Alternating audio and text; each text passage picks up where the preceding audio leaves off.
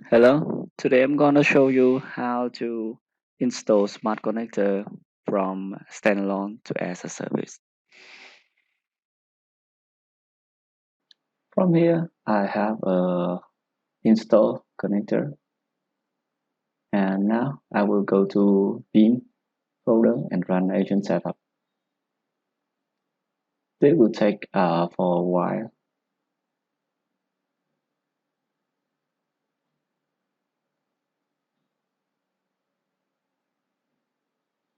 Connector is starting.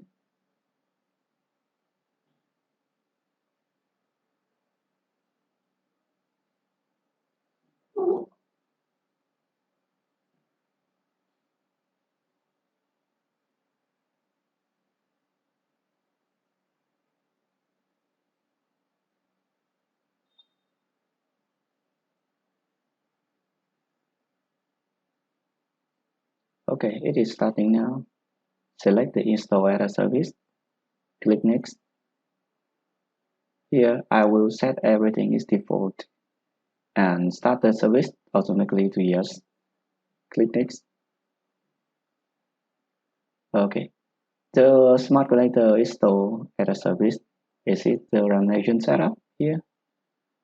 Now go to the service of the Windows.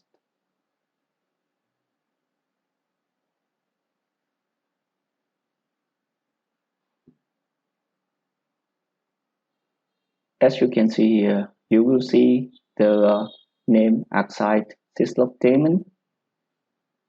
and you can start the service.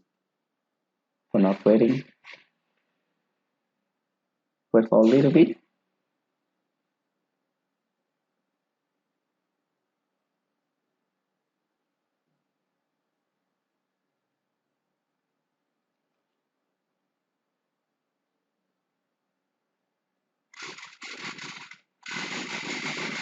Here, then the service is running.